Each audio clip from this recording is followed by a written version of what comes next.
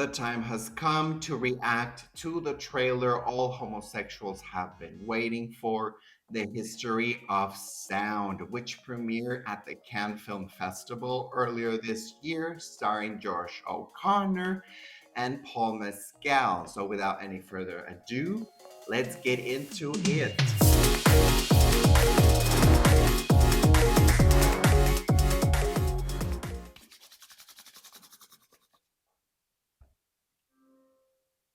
My father said it was a gift from God. I could see music. I thought everyone could see sound. Festival de Cannes. It did not receive any awards, but it made a big fuss. Oscar buzz. Josh O'Connor. So it is about music. It's about two musicians, two music students that meet. It's starting. She's starting. You wake my mother. She's sleeping here right by my side. If I had what you had, I'd leave. I'd go far away, flee. Now I understand the Brokeback Mountain references with, the landscape, the lakes, them going on the forest, and that it's very reminiscent of Brokeback Mountain. But we'll talk about that later. A cinematic romance for the ages, the playlist. It does give very Oscar vibes. Timelessly classic, achingly beautiful. Put your hand on your throat. Now, huh?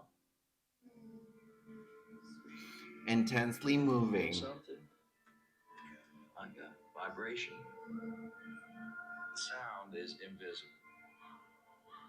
So it is set on the South and it is set on the 20th century.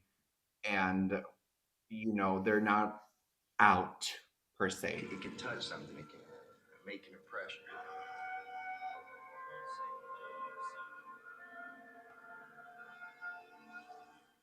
I guess I feel like I'm at the end of something. Yeah, they're married with children. Elegant, heartbreaking, and restrained. It feels like a lot of repression vibes. Collecting songs. Emotion in song. I want all of it. I want all of it. The History of Sound. An Academy Award winner, Chris Cooper, a film by Oliver Hermanus, only in theaters September 12th.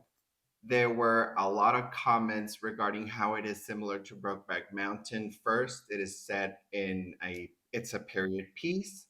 Secondly, it's not that they are out and we're here, we're queer, we're going to celebrate and we're going to elope, just the two of us. From this trailer, you can see the similarities between both films. Both of these men are repressed homosexuals, and both of these men are married. Both of these men have babies. They are two music students. They connect through music. There was a really harsh critique that I would like to read about the film that Variety came out with. By contrast, The History of Sound, which might be described as a minimalist masterpiece theater on the frontier reef on Brokeback Mountain, is a drama that mostly just sits there. It's far from incompetent, but it's listless and spiritually inexpressive. It's Brokeback Mountain on sedatives. That's kind of harsh, Gretchen. That went really, really hard. To say that it's Brokeback Mountain on sedative, it is to say that it is a lesser form of Brokeback Mountain. It's wanting to become this big masterpiece without wanting to do it.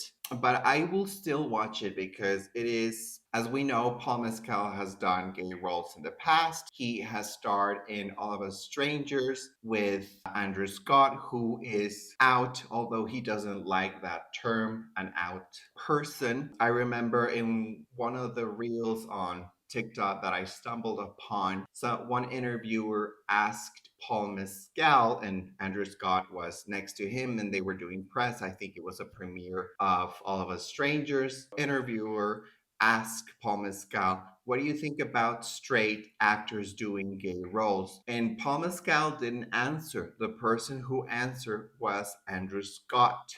Now, there have been a lot of talks and conversations about straight actors playing gay roles. Back in the day, cisgender men would play trans women, and that didn't age well. Nowadays, we cast trans women in trans roles. It's not the same thing here, but it does have a thin line where it could go really wrong. The political is personal and the personal is political. Art is political. So that's why we have these conversations. I would have liked for Paul Mescal to answer to that reporter and say, I think, what do you think? As a straight man who has power, who is probably, I think Paul Mescal is married or has a girlfriend, I would like to know what straight men think. But I think Andrew Scott answers something like actors can do whatever they want, and clearly they have done whatever they wanted. Especially straight actors have done whatever they wanted. Now, is it the same thing an out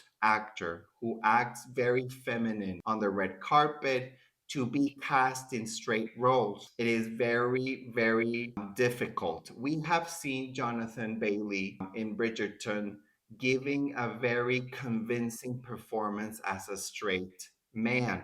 But Jonathan Bailey is very masculine. He is very heteronormative, whether we like it or not. He doesn't paint his nails, he doesn't wear makeup. He is a cisgender, white, heteronormative man. Whether he is feminine, we can see him a little bit of those traits of common homosexual behavior when the role dictates that, or when the role is appropriate, or when he is playing a gay man. We have seen Jonathan Bailey and Matt Bomer in the series Fellow Travelers. Now, these are two actors who are very proud of their sexuality.